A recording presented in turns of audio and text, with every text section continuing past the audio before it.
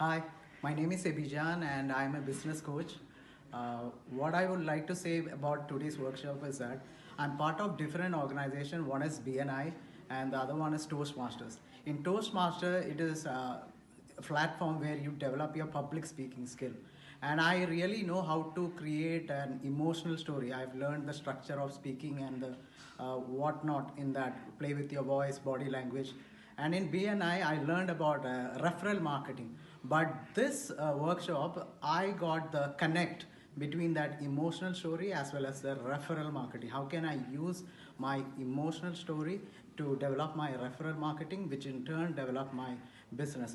And today I would like to say that I witnessed an amazing performance by Sriram sir.